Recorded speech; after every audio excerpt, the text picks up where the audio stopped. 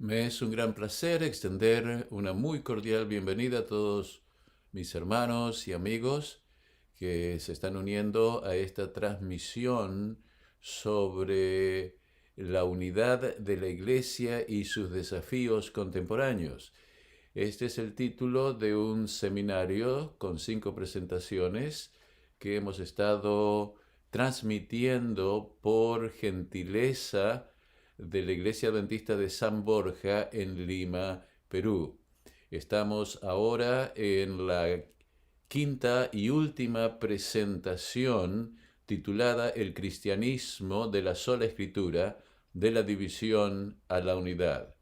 En realidad lo que hemos estado haciendo en este seminario es explorar la situación de la iglesia cristiana y la iglesia adventista en particular, describiendo de que en este momento, en la tercera década o entrando a la tercera década dentro de poco del siglo XXI, encontramos al cristianismo claramente dividido. Esto no es novedad, comenzó a dividirse con la Reforma Protestante y también encontramos al adventismo dividido. El adventismo comenzó como un movimiento ecuménico, encontrando un sistema completo de teología, de verdad, de doctrinas y de filosofía, y sin embargo, en el proceso del tiempo, en la medida que fue creciendo, desarrollando instituciones especialmente educativas de alto nivel, los miembros de la iglesia tuvieron que familiarizarse con el nuevo contexto de las ideas teológicas que se habían ido desarrollando a través de siglos en el cristianismo. En la jerga interna de la iglesia, lo que sucedió es que al desarrollar estas instituciones educativas, los adventistas, que habían comenzado como un movimiento laico, se introdujeron en el campo de la teología profesional a alto nivel de erudición, y a ese nivel tuvieron que responder a una cantidad de interpretaciones que se desarrollaban, que se habían originado por muchos siglos antes de ellos, y que ellos habían simplemente dejado de lado porque el proyecto adventista era basado solamente en la Biblia y por lo tanto no en las tradiciones, no en las interpretaciones anteriores, no en la filosofía, no en la ciencia. Así que así se habían ido desarrollando hasta que en el 1960 ya de lleno comenzó esta actividad que encontró en ese momento, como lo explicamos en la segunda presentación, a un adventismo ya dividido, que ya había olvidado sus orígenes en el sentido metodológico de la práctica, es decir, había olvidado que los pilares del adventismo eran los principios macrohermenéuticos para entender la teología, y poco a poco, al responder a estos desafíos teológicos, comenzaron a incluir ideas, y eso fue llevando a la introducción en el adventismo de sistemas que lo dividen profundamente. El sistema evangélico, que está detrás de una gran tendencia teológica doctrinal en el adventismo que lo denomina adventismo evangélico, que quizás sea la más influyente a nivel del liderazgo mundial de la iglesia, y después otra que está ganando terreno rápidamente entre las nuevas generaciones, es el adventismo progresista, que ya no solamente es evangélico, sino evangélico modernista, postmodernista, que básicamente se basa en la negación de la revelación de las Sagradas Escrituras. Ahora, en esta quinta presentación, que se titula El cristianismo de la sola escritura, de la división a la unidad, el ecumenismo bíblico, entre paréntesis, para contraponerlo al ecumenismo católico, que es el que en este momento se está promoviendo a nivel mundial, a nivel global, en la cristiandad, con el liderazgo de la Iglesia Católica y del Papa Francisco. Muy bien, las divisiones en el adventismo reflejan las divisiones en el cristianismo en general. Es decir, en el cristianismo hay una división a partir del siglo XVIII, el siglo XIX, con el empiricismo que entra a transformar la mentalidad intelectual de Occidente, y entonces lo que pensaban como se había desarrollado originalmente la teología cristiana basada en la filosofía de Aristóteles, de Platón, de Agustín, de Aquino, se llaman la teología clásica, y allí es donde hay una división en el adventismo, porque esa teología clásica evangélica es la que está detrás de una tendencia muy fuerte en el adventismo, del adventismo evangélico, que básicamente sigue el programa teológico, el sistema teológico general originado por Calvino y Lutero. Hemos clarificado en la cuarta presentación de que el adventismo es protestante, pero el verdadero protestante, y lo explicamos ahí, el verdadero protestantismo que debe ser recuperado. Y esto claramente se ve al nivel ecuménico, porque en esta primera parte del siglo XXI claramente se ve a los líderes evangélicos conservadores cruzar el abismo y entrar en unidad, buscar unidad global bajo la dirección y el liderazgo del Papa. Y por otro lado está la teología moderna, que se expresa en el adventismo progresista, en el cual la evolución y el panenteísmo y el empiricismo y el cientificismo determina que todo lo que traemos al desarrollo de la teología sea básicamente una cultura humana y no una revelación sobrenatural. Ahora bien, la propuesta que traigo para superar este impasse, el impasse de las divisiones en el adventismo y de las divisiones en el cristianismo al mismo tiempo, es decir, lo que ayudará a superar las divisiones del adventismo es lo mismo que ayudará a superar las divisiones en el cristianismo, pero la propuesta que estoy presentando es que la filosofía de la teología debe basarse en el principio de la sola escritura, en forma clara y concreta, para superar las divisiones y lograr la unidad del cristianismo y el adventismo al mismo tiempo. Debemos aplicar el principio de la sola escritura, de la tota escritura, de la prima escritura, a la interpretación de los principios macrohermenéuticos de la teología cristiana que introdujimos en nuestra tercera presentación.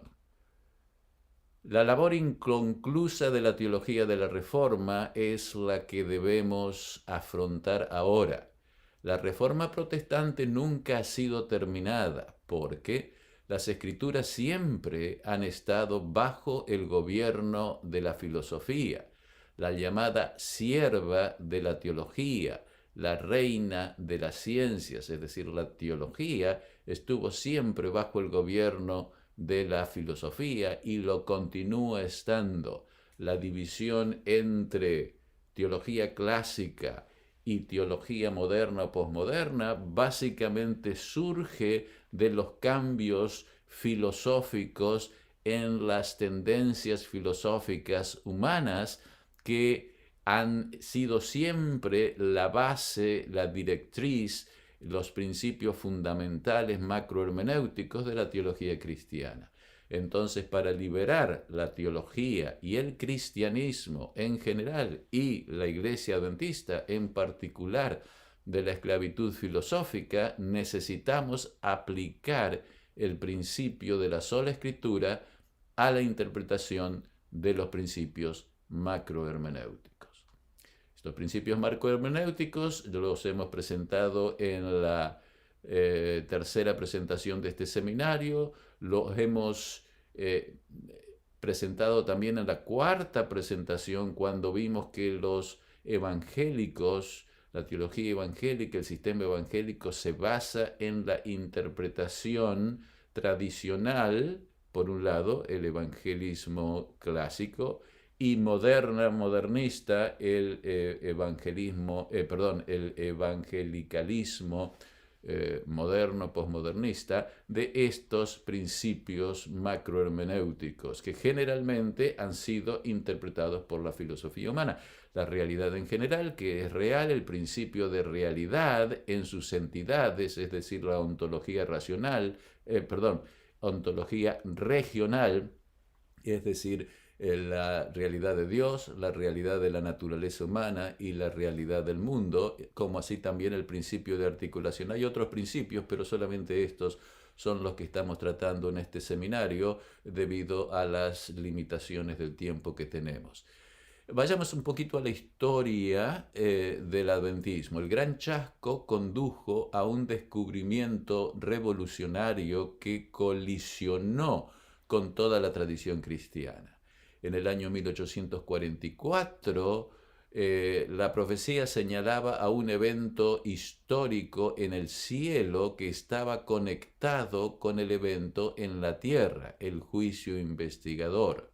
Los pioneros de la Iglesia Adventista del Séptimo Día, en aquel entonces, esos primeros 5 años formativos después de 1844, entendieron la realidad última como temporal, implícitamente la entendieron como temporal e histórica, que tiene lugar tanto en la tierra, historia en la tierra, como historia en el cielo, coordinadas.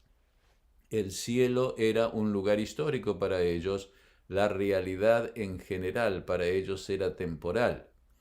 Ahora hemos hecho referencia a esa dicotomía fundamental al principio más generalizado de todo pensamiento, es decir, esa interpretación del ser en general en nuestra cuarta presentación, señalando que ha sido interpretada en la filosofía como atemporalidad, la filosofía clásica, y como temporalidad en la filosofía contemporánea. Al hacer mi doctorado en el seminario, que referí en la primera presentación, comencé a comprender las consecuencias enormes de este problema aparentemente irrelevante. ¿Es la realidad en general atemporal e histórica? Atemporal y ahistórica, como lo enseña la tradición, Platón, Parménides, Aristóteles, Agustín, Aquino, o es temporal e histórica, como lo argumentó el filósofo alemán Martin Heidegger en el siglo XX. Es decir, desde el siglo IV a.C.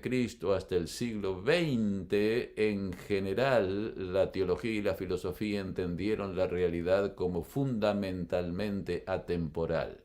Y Heidegger, en una forma clara, magistral, profunda, bien detallada, argumentó que la realidad en general debe ser entendida como temporal y calificó como de un error a esa interpretación clásica que debería ser superada y debería ser dejada de lado por el pensamiento filosófico. Cuando me di cuenta de esto, me di cuenta que el adventismo, mi adventismo y el adventismo general estaba en la balanza, es decir, podría haber la posibilidad de que había una equivocación fundamental en mi creencia adventista y en el adventismo en general. El adventismo asume que Dios y la realidad son temporales. Esto es sumamente claro y obvio. Si la realidad es atemporal, como Platón argumentó, el adventismo está equivocado. Espero que ustedes entiendan esto. Si en realidad la realidad es atemporal, entonces el adventismo está equivocado. Si la realidad es temporal, entonces toda la tradición cristiana está equivocada. No hay vuelta de hoja. Esa es la realidad.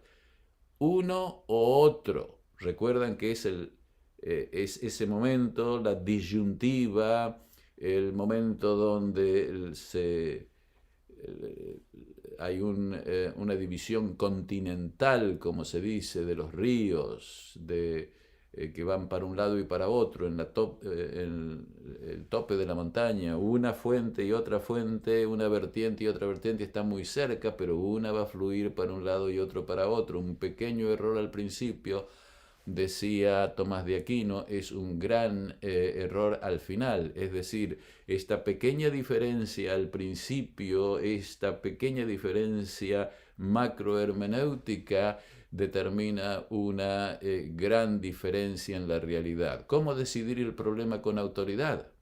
Es decir, Platón dice una cosa y Heidegger dice otra. Voy a tomar lo que Heidegger dice porque Heidegger lo dice, pero ¿cómo sé que Heidegger está correcto y que Platón está equivocado? ¿O cómo sé que Platón está equivocado y Parménides estaban equivocados y Heidegger está correcto? ¿Cómo lo sé? ¿Cómo decidir el problema con autoridad? Y allí es cuando claramente llegó a mí la aplicación del principio de la sola escritura al nivel de la más profunda presuposición, la más abarcante, la más decisiva presuposición macrohermenéutica, que es el principio del ser en general, de la ontología general, como lo decía Heidegger.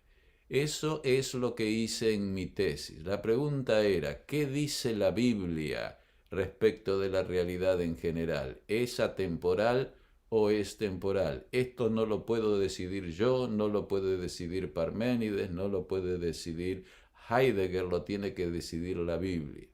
Y por eso hice mi tesis precisamente en ese punto. Allí, en ese momento, cuando estaba investigando, tenía la conciencia de que si mi investigación bíblica mostraba que la Biblia argumentaba, presentaba y revelaba que Dios en su eternidad es atemporal, entonces todo el adventismo estaba equivocado y yo como profesor o como pastor y demás no podría seguir siendo adventista. En la tesis, estudiando, ustedes pueden ir, pueden leerla, considerarla, ustedes pueden considerar el problema ustedes mismos. Yo acá simplemente les doy la conclusión muy resumida. Claramente la Biblia presenta en Éxodo 3, 14, 15 y 16, el capítulo 3, a Moisés dejando claro que el ser de Dios es temporal e histórico y por lo tanto toda la realidad, toda la realidad del universo también es temporal. No hay nada atemporal.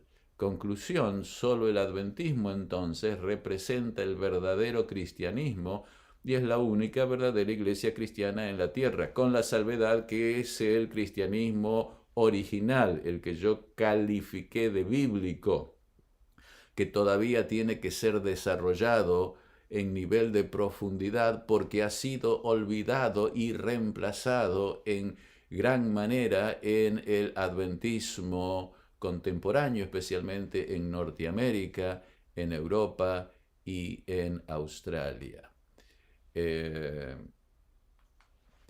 Entonces ahora tenemos que explicar cómo esto ocurre en las escrituras y para eso voy a enfocar el asunto de la interpretación bíblica de la macrohermenéutica por una vía diferente a la que yo abordé en mi disertación. Eh, no, es decir, la misma conclusión puede ser argumentada aproximando o haciendo el enfoque en diferentes aspectos de la Biblia. En este caso yo voy a tratar del santuario, porque el santuario es más fácil de ver, de entender, de comunicar. La posición del santuario respecto a la historia y a la interpretación histórica de la realidad se basa obviamente en lo que es revelado en Éxodo 3, capítulo 3, 14, 15 y 16. pero es más fácil que ustedes la vean y la comprendan cuando se presenta mirando y enfocándonos en el santuario.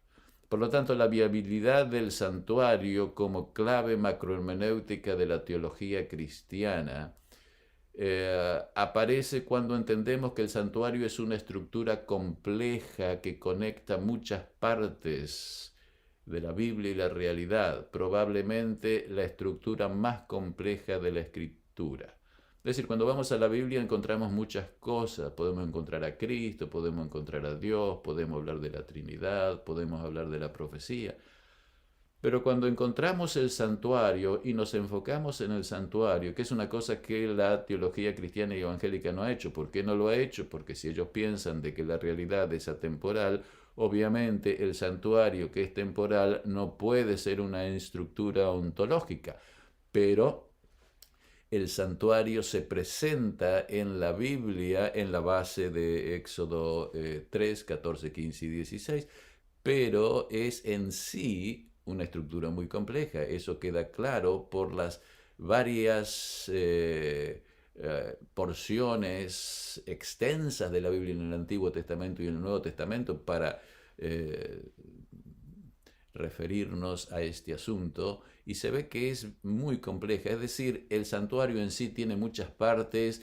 y además de tener partes, el santuario en sí tiene muchas actividades que están relacionadas con el santuario, y además muchas de esas actividades están relacionadas con la historia bajo la estructura de la tipología, es decir, el Antiguo Testamento se relaciona con un santuario terrenal que es un tipo del antitipo que está en el cielo. Claro, quien no conoce esto de tipo y antitipo tendrá que ir y estudiar un poco acerca de eso, no tengo tiempo de explicar lo que eso es. Por otro lado, el santuario es un tema, una realidad que es ampliamente abordada en el Antiguo y en el Nuevo Testamento. Es decir, no es frases que no son claramente entendidas debido a que el lenguaje no es ampliamente usado. Es realmente, es decir, es masiva, podríamos decir, la información que hay sobre el santuario en el Antiguo y en el Nuevo Testamento. Y es más, los mismos autores bíblicos utilizan el santuario como un elemento fundamental para interpretar las acciones de Dios. Además, nosotros como adventistas en forma particular, quienes creemos en la hermana White, pero esto como un pie de página, tenemos el testimonio y la utilización de Elena de White. El asunto del santuario, dijo ella, fue la clave que aclaró el misterio del desengaño de 1844, reveló todo un sistema de verdades. Lo importante que ella hizo fue no solamente señalar al santuario como la llave, sino que ella la usó a esa llave en el desarrollo de ese sistema de teología y filosofía. Eso nosotros lo encontramos en sus escritos.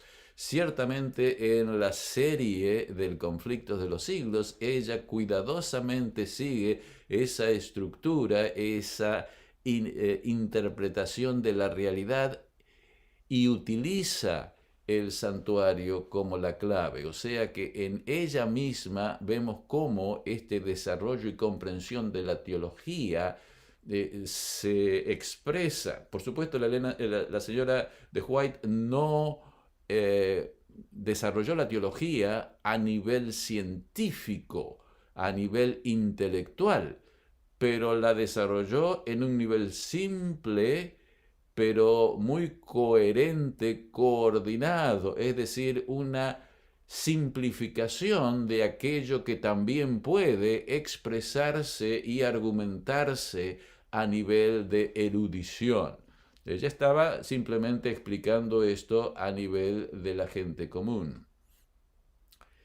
El santuario. Vayamos ahora al santuario y ver cómo el santuario nos ayuda a entender el principio macrohermenéutico de la realidad.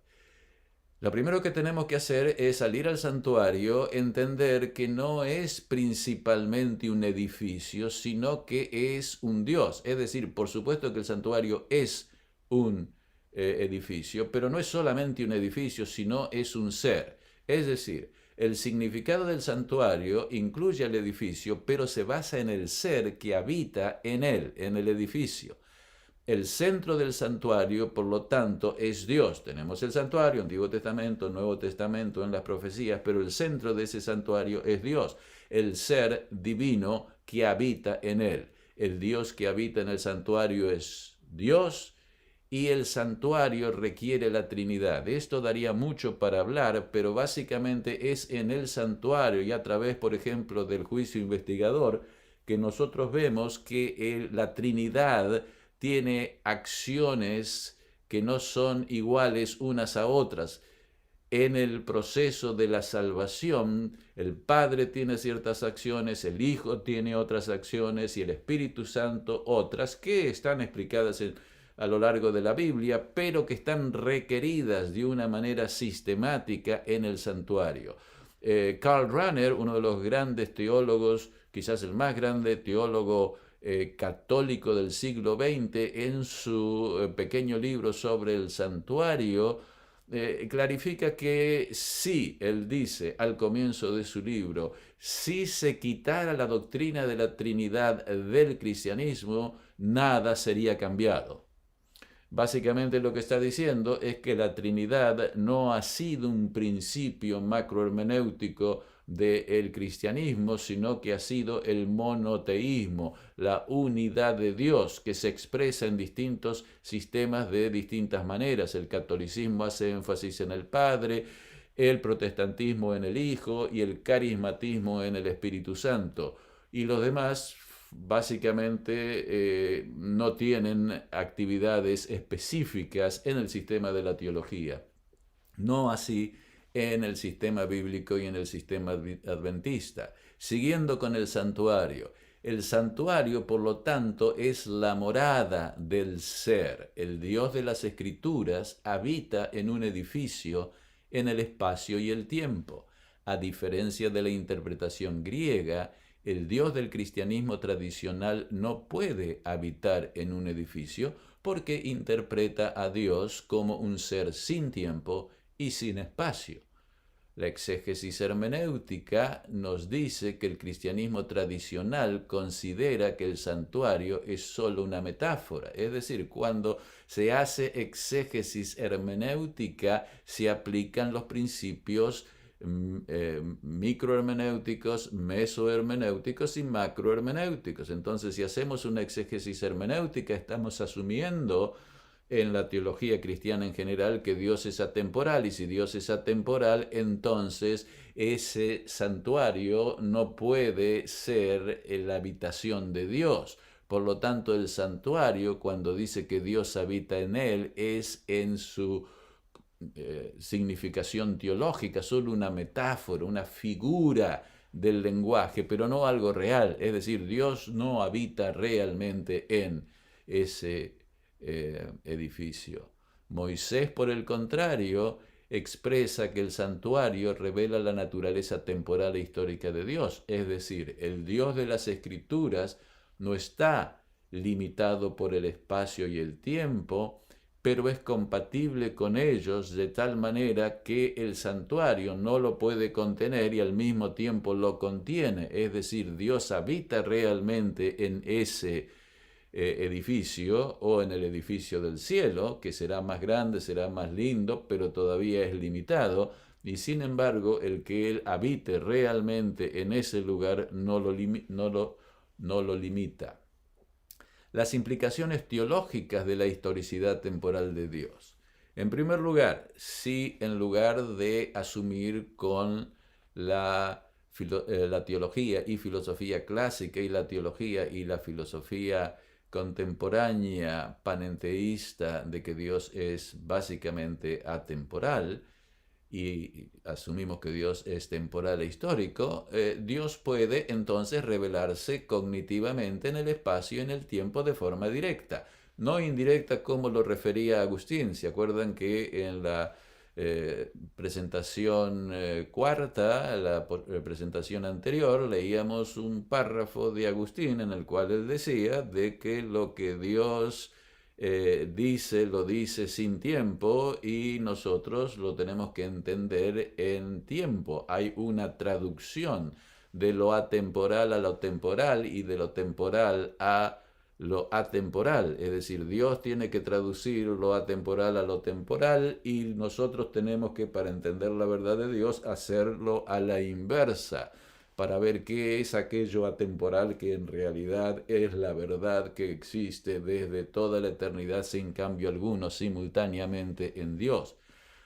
La escritura es la palabra de Dios, sin embargo, de esta manera directamente, es decir, Dios es capaz de hablar el idioma inglés, el idioma griego, el idioma castellano, en su secuencia, y por lo tanto puede hablar directamente con los seres creados y puede hablar directamente con los profetas. Por lo tanto, la escritura es la palabra de Dios para el hombre y la fuente autoritativa de la teología, es decir, que esta presuposición tiene una influencia, un peso enorme en la comprensión de los datos teológicos revelados. Además, cuando uno afirma la historicidad de Dios, se establece la continuidad y la armonía interna del Antiguo y Nuevo Testamento. Es decir, toda la revelación de Dios, desde el Génesis al Apocalipsis, es una continuidad armoniosa de actividades de Dios en los cuales no hay contradicciones, sino que hay ampliaciones armoniosas de las actividades y revelaciones anteriores que Dios ha dado en tiempos anteriores en la historia, de tal manera que todo lo nuevo trae elementos diferentes, pero siempre armoniosos con lo previamente explicado, revelado y actuado por Dios, el Dios de la Trinidad. Los actos históricos de Dios en Cristo se convierten en el centro de la teología del Antiguo Testamento y del Nuevo Testamento, tanto sistemática como práctica. Es decir, a través de toda esa historia vemos cómo Cristo está actuando la salvación en realidad. Dado que los actos históricos de Dios son salvíficos, entendemos que la expiación es un proceso histórico. Esto es un asunto tremendamente revolucionario que los adventistas tenemos. La salvación no es entendida históricamente por los católicos y no es entendida históricamente por los protestantes. Los católicos lo hacen con un acto, el acto el milagro del pan y del vino, el milagro del sacramento, y los protestantes lo hacen en relación a la cruz y la justificación. Pero es solamente un acto. Dios hace un acto y ese acto salva. Mientras que para el Antiguo Testamento y el Nuevo Testamento y consiguientemente para los adventistas es un proceso histórico. Al entender la salvación como un proceso histórico, nosotros estamos yendo completamente en contra de toda teología católica y protestante en su sentido sistemático. No estamos diciendo de que haya aspectos aquí y allá puntuales que la gente católica y protestante no crean correctamente porque simplemente tienen que referirse a la Biblia puntualmente y entonces hay ciertos elementos y prácticas y demás que son entendidos apropiadamente. Pero eso no significa que el sistema sea correcto, porque el sistema de la salvación, que es el elemento último, el blanco de toda la revelación y la actividad de Dios y de la teología, es un proceso histórico y no es puntual. Ese proceso, esa presuposición macrohermenéutica de que Dios es histórico, establece y requiere la interpretación historicista de las profecías apocalípticas. Es decir, hubo un tiempo en que los protestantes tenían la interpretación historicista de las profecías apocalípticas, pero poco a poco, por una cantidad de causas que no es este el momento de explicarlas, y otros de mis colegas han explicado con muchísimo mayor detalle, los protestantes han claudicado y ya no interpretan las profecías apocalipsis de una manera historicista. Y esta es algo que solamente los adventistas tenemos. ¿Por qué interpretamos las profecías apocalípticas historicísticamente? Porque la teología es historicista. Es decir, las profecías tienen que ser aplicadas y entendidas historicísticamente porque el sistema de salvación es historicista. Dios salva en una forma historicista, es decir, a través de un proceso histórico en el espacio y el tiempo. Y por eso las profecías deben ser interpretadas historicísticamente, y es la interpretación correcta, asumido que tenemos estos principios y los seguimos. Si nosotros creemos en la multiplicidad de las fuentes y que Dios es atemporal, entonces no, por supuesto, debemos encontrar otros métodos de interpretación. Y eso es lo que han hecho los cristianos, y por eso nos siguen las interpretaciones historicísticas de las profecías. Requisitos del principio de articulación. Es decir, ahora nos movemos del principio de realidad, de la historicidad de Dios y la historicidad de la realidad en general, a el principio de articulación. El principio de articulación tiene que ser bíblico. El principio de articulación debe conectar las partes de la escritura, ideas, doctrina, historia, etc. Tiene que conectar todo.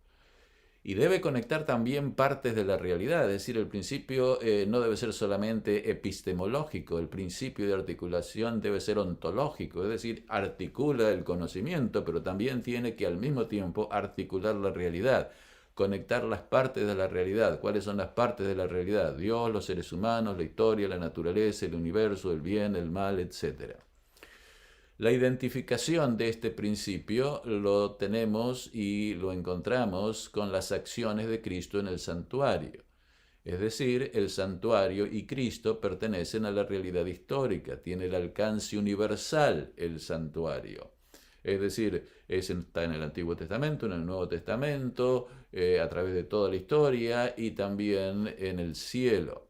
Acerca de la presencia de la estructura fundamental del santuario en el Edén y en la Tierra Nueva, ustedes pueden referirse al doctor Richard Davidson. Por supuesto, el santuario no existía en el Edén, pero la estructura del Dios que vivía en el espacio y en el tiempo, que es parte de lo que el santuario en su fase soteriológica revela, estaba presente allí, como también cuando la fase soteriológica que el santuario en la tierra y en el cielo ahora específicamente revelan y articulan. Cuando esa parte de la historia pase, el santuario seguirá existiendo, pero no en un contexto soteriológico, sino en un contexto doxológico de adoración y de relación. Es un continuo el santuario hasta hoy, y conecta la realidad tanto en el Antiguo Testamento como en el Nuevo Testamento y por la eternidad. El principio de articulación tiene dos coordenadas. La articulación de la realidad histórica requiere la operación simultánea de dos coordenadas. Una coordinación sincrónica, es decir, simultánea, y una coordinación diacrónica, es decir, cronológica. La coordinación sincrónica conecta la multiplicidad de la realidad histórica en cualquier momento de la historia simultáneamente. La coordinación diacrónica conecta la multiplicidad de la realidad histórica a lo largo de todo el período de la historia humana, es decir, cronológicamente. El santuario tiene esos dos niveles. Tres niveles de integración, diríamos, sincrónica. En primer lugar, el santuario claramente se refiere al nivel universal cósmico de la historia, más allá de la historia humana, en aspectos tales como el día de la expiación, Azazel y el juicio investigador. También, en un aspecto más reducido, se relaciona con el aspecto social de la realidad, la historia social de la Iglesia como el contenido pactual de la estructura del santuario y la Nueva Jerusalén por la eternidad. Y finalmente, en una forma más reducida, claramente el santuario se refiere al individuo, la salvación individual, la transformación, la justificación, la santificación, la expiación, el sacrificio diario, etc. Cristo en el santuario y la integración diacrónica. Las profecías apocalípticas de Daniel y Apocalipsis en su interpretación histórica forman parte de esa integración diacrónica. Es decir, cuando estamos hablando del santuario no estamos hablando solamente de las partes exegéticas en las cuales el santuario específicamente está siendo mencionado, explicado o utilizado, sino que también incluyen claramente las profecías apocalípticas que siempre están centradas en el proceso de la redención que ocurre en su base a partir del santuario, de acuerdo con la Biblia, ya sea al nivel del Antiguo Testamento en el santuario de Israel o a partir del Nuevo Testamento después de la muerte de Cristo, como parte de esa historia basada en el santuario celestial. Estas profecías historicistas de Daniel y Apocalipsis conectan históricamente los grandes actos redentores de Cristo en el contexto del santuario y por supuesto es el centro de toda la historia bíblica. Acá vemos el principio de articulación en un diagrama. Vemos la visualización de las coordenadas sincrónicas y diacrónicas. La sincrónica es la vertical y la diacrónica es la horizontal, y tenemos el nivel cósmico, nivel y social, y después tenemos el nivel diacrónico con acciones no repetitivas sino únicas.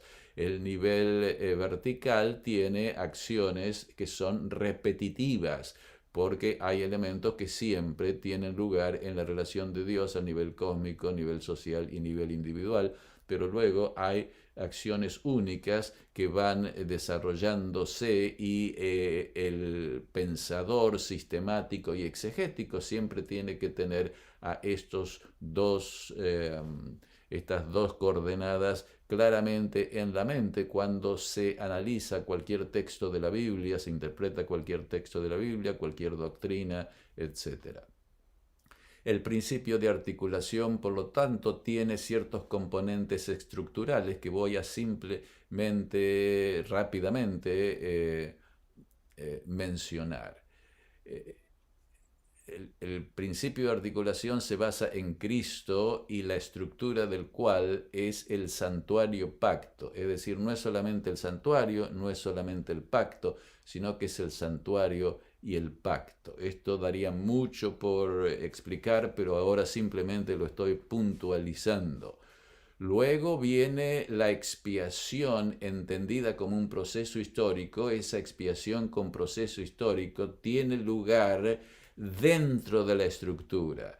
La justificación tiene lugar como un proceso histórico dentro de la estructura santuario-pacto. La santificación también, la espiritualidad también, la segunda venida también, todo es una expiación, tiene que ver con la expiación como un proceso histórico dentro de la estructura santuario y práctico, santuario y pacto, perdón. Dentro de ese proceso de expiación histórica hay un centro, diríamos, puntual y un centro extendido a través de todo el proceso. El centro puntual es el fundamento de todo el proceso histórico y ese es el acto de la cruz. Por lo tanto, en la cruz hay una centralidad en el proceso Y esa centralidad es un hecho específico, puntual, que la divinidad ha hecho, sobre la cual se fundamenta todo el proceso histórico, toda la salvación, todo lo que se entiende y se ha hecho a través de la estructura del santuario y pacto, y todo lo que el Señor logra con esa actividad salvífica. Si en ese momento, ese acto que es puntual por la divinidad, con las limitaciones de espacio y tiempo, hecho por Dios en la cruz, pero en el nivel de la incertidumbre y del riesgo humano, Cristo hubiera pecado o no hubiera muerto, no habría llegado a ser causa de nuestra salvación, y todos aquellos que habían sido salvados o perdonados no podrían llegar a formar parte de la eternidad, como así también de ahí en adelante nadie podría haber sido salvo. Entrar en esto es uno de los grandes misterios de la cristiandad y del cristianismo y del plan de salvación. Pero también hay una centralidad de Cristo. Esa centralidad de Cristo es cronológica, es histórica, depende de la centralidad de lo que Cristo hace en la cruz. Pero la articulación del todo se hace no a partir de la cruz. La cruz fundamenta el todo, pero la articulación del todo está hecho por las actividades históricas, todas de Cristo, del pasado, del presente y del futuro, de tal manera que el proceso del juicio investigador, por ejemplo, es parte de ese proceso histórico de la salvación, cuya centralidad es Cristo. La predestinación, la centralidad es Cristo. La providencia, es decir, la estrategia histórica de Cristo al ser el rey y el articulador de todo lo que pasa en nuestras vidas, en la iglesia y en la historia, la centralidad siempre es Cristo.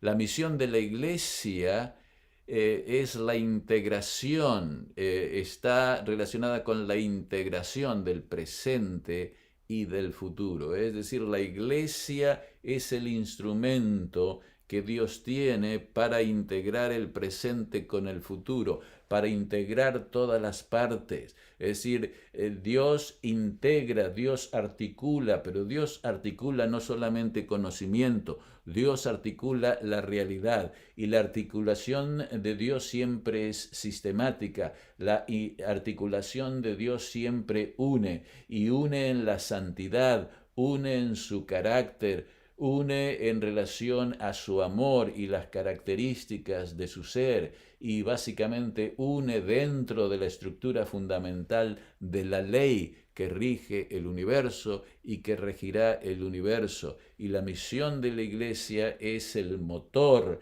la iglesia es el método para llevar a esa integración y para Dios llevar adelante esa unidad de la iglesia, que al mismo tiempo es la salvación.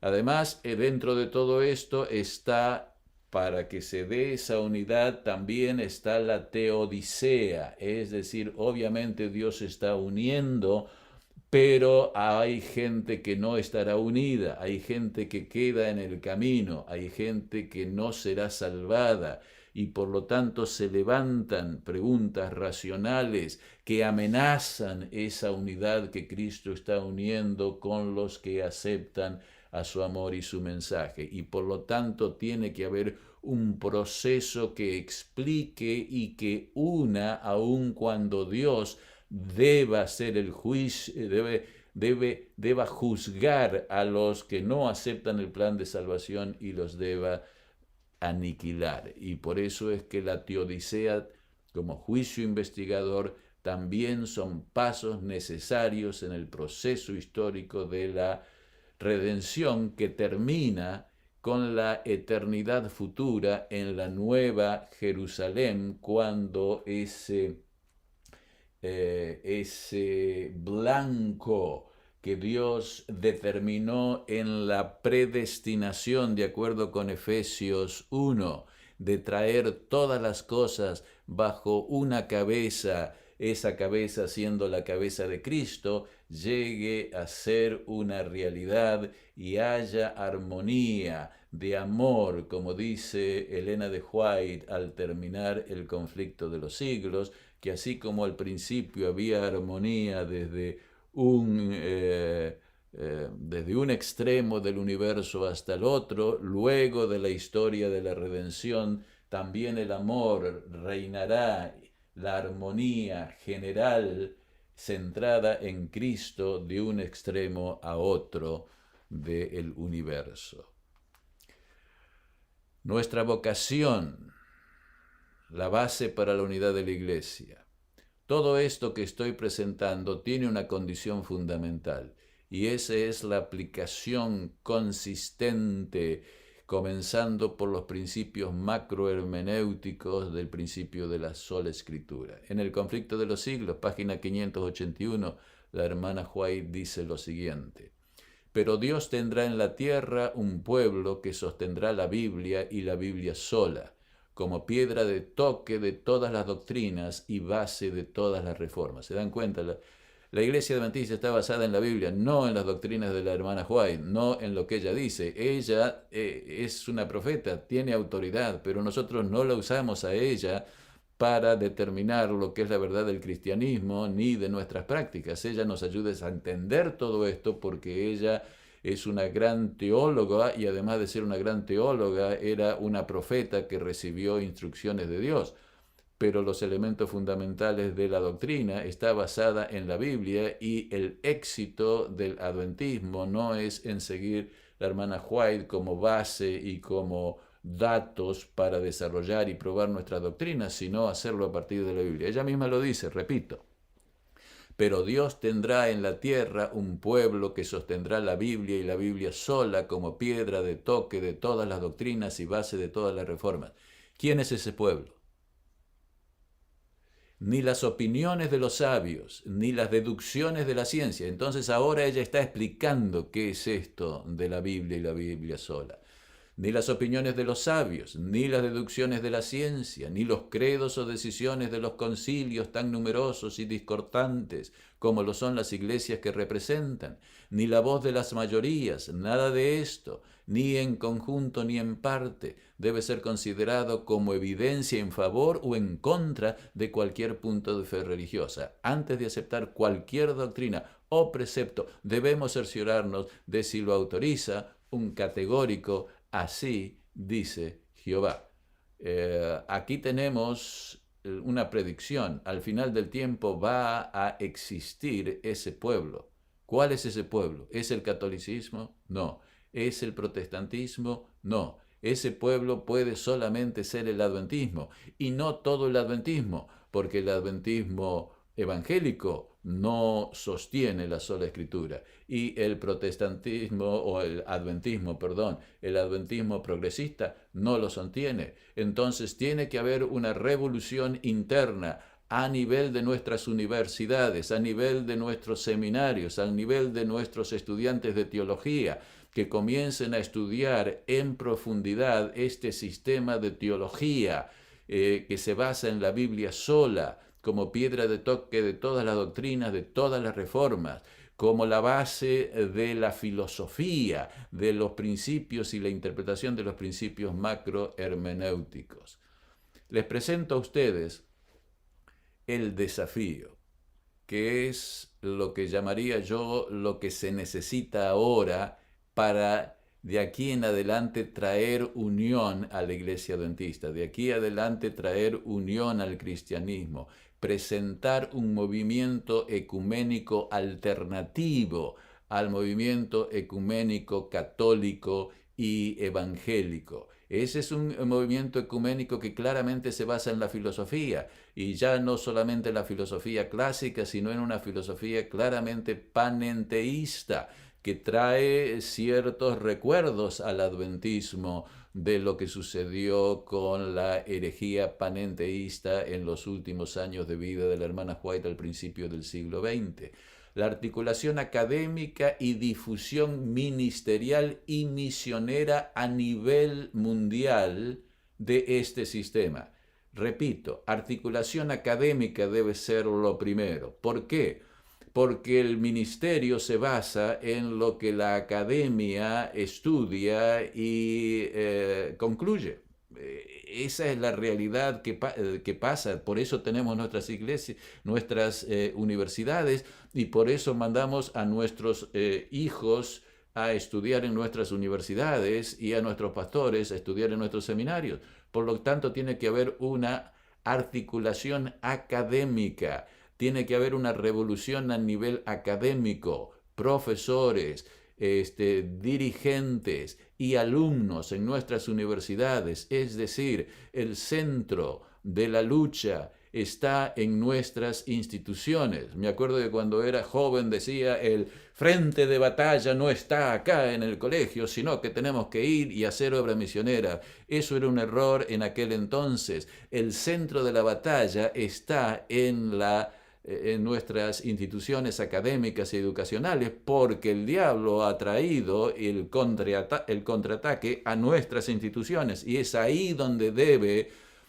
batallarse cuerpo a cuerpo, a nivel profundo, intelectual, con convicción inquebrantable de que la Biblia es la única que tiene la autoridad, y ser obedientes hasta la muerte en aspectos de doctrina y en aspectos de práctica. Pero al mismo tiempo, la iglesia, los administradores deben estar preparados para una difusión ministerial, y para que la academia y el ministerio, la academia y la administración ministerial trabajen juntos, y que ambos, desarrollando una unidad académica doctrinal, desarrollando una actividad ministerial que lleve a la unidad de la iglesia local en su adoración, en su experiencia, en su espiritualidad, que las dos combinadas en unión doctrinal y sistemática y una unión espiritual y de hermandad en las iglesias se mueva, sean los motores para una unidad general en lo que la Conferencia General está denominando sí, compromiso total involvement, lo dicen ellos. Esto es lo que debemos hacer. ¿Y cómo lo haremos? Estos son los pasos. Debemos seguir y estar completamente comprometidos con los principios de la sola y tota Escritura, y aplicarlo entonces a los principios macrohermenéuticos, es decir, es ver cómo los pilares del adventismo proporcionan los elementos filosóficos fundamentales a partir de la Biblia para interpretar los principios macrohermenéuticos que luego se aplicarán al sistema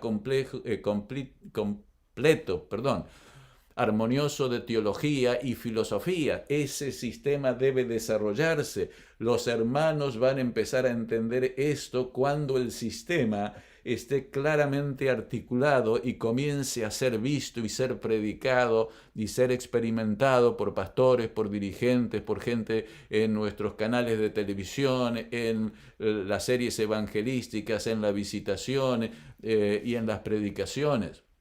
Y luego el que se desarrollen paradigmas ministeriales, educativos y misioneros que expresen y estén fundamentados en este sistema armonioso de teología y filosofía, para que llegue a la iglesia, a los pastores, a la gente fuera de la iglesia, a los intelectuales, a los que no son intelectuales, a los que no tienen educación, y que la organización de la iglesia se expanda para expresar las verdades adventistas como una alternativa al ecumenismo global. Seremos llamados a testificar a nivel ecuménico, y cuando lleguemos a ese punto tenemos que tener una posición clara, coherente, de tal manera que lo que digamos esté respaldado por la experiencia de la iglesia, por las doctrinas de la iglesia, por los pilares de la iglesia y sobre todo por el principio de la sola y tota escritura. Que el Señor los bendiga ricamente. Aquellos de ustedes que están en el comienzo de su vida, que son los estudiantes que están buscando por respuestas, hay una gran obra que hacer y esa obra empieza ahora, empieza en las iglesias, empieza especialmente en nuestras instituciones educativas, especialmente en nuestros seminarios, y todos aquellos dedicados profesores y todos aquellos dedicados estudiantes serán utilizados por Dios para llevar este mensaje, el mensaje bíblico, a todo el mundo y apresurar su venida. Terminemos con una palabra de oración. Padre nuestro que estás en los cielos, gracias por tu amor, gracias por tu misericordia, gracias por tu sacrificio, gracias por tu ministerio, gracias por tus promesas, gracias porque pronto estás volviendo para terminar con el plan de salvación y para llevarnos a vivir para siempre contigo. Perdona nuestros pecados, perdona nuestras faltas, perdona nuestros pecados individuales y perdona nuestros pecados como iglesia. Ayúdanos a concentrar, a estar unidos, a poder estar unidos personalmente unos con otros, a que no haya disensiones futiles que nos estén separando, pero que sobre todo nos podamos concentrar en la actividad de encontrar esa verdad y testificar de esa verdad que ha de darnos esa unidad en el Espíritu, y que esa unidad en el Espíritu pueda darte la oportunidad de cumplir con la promesa de enviar la lluvia tardía para que todo esto sea algo que tú haces y que no lo hagamos nosotros, sino que podamos ser utilizados como tus instrumentos en esta obra que tú has predestinado, que tú has anticipado, que has de hacer para la salvación de miles, y te imploramos que nos ayudes a estar preparados para aquel día glorioso que esperamos con ansia, en el nombre de Jesús. Amén.